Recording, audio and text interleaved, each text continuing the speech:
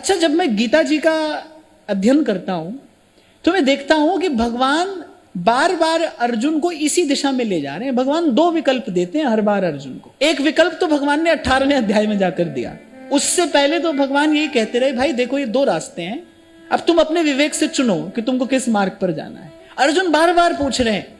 अर्जुन ने तो पहले ही कह दिया, कार्पण्य दोषोपहत स्वभाव, मैं तो पहले ही कार्पण्य के दोष से ग्रसित हो गया हूं, मैं तो आपकी शरण में आया हूं, आप मुझे कोई एक रास्ता बता दीजिए, मुझे किस पर चलना है। पर भगवान ऐसा नहीं करते। भगवान बार बार दो मार्ग दे रहे हैं। भगवान कह रहे देखो ये भी मार्ग है, ये भी मार्ग है, अब तुमको जिस पर चलना हो चलो। ये सबकी कहानी है। पग पग पर जीवन में दो मार्ग आएंगे। मैं तो कहता हूं हर सांस सांस में दो विकल्प आपके सामने हैं। इसी ये आती जाती सांस से विषय का चिंतन कर लो, और इसी आती जाती सांस से आप भजन भी कर सकते हो। दो ही विकल्प हैं आपके सामने। नहीं विवेक होगा तो ये अमूल्य अवसर अपने ही हाथ से आप गंवा दोगे। विवेक होगा तो जीवन का निर्माण हो जाएगा।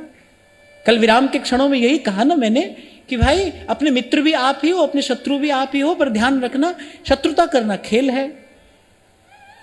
शत्रुता खेल है, बहुत आसान काम है। कहीं पर भी आप देखिए भाई, जीवन के किसी भी क्षेत्र में, किसी भी परिधि में आप जाकर देख लीजिए, कुछ नष्ट करना बहुत आसान है, बनाना कठिन है, निर्माण कठिन है।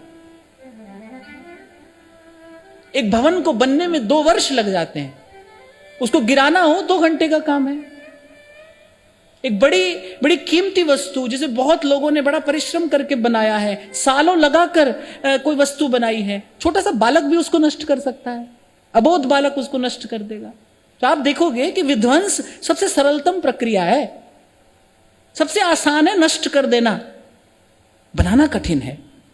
किसी संबंध को नष्ट करना हो एक मिनट की बात है।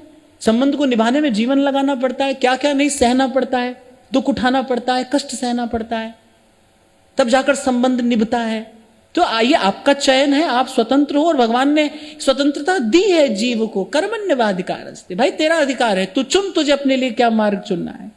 वो तो बड़ी देर के बाद जब लगे रहे अर्जुन पीछे, जो मैं आपसे बार बार कहता हूं ना, भाई पीछे पड़े रहो ठाकुर जी के, पल्ला पकड़े रहो ठाकुर जी का, कहो प्रभु से बार बार, जी ही विधिनाथ हो ही हित मोरा।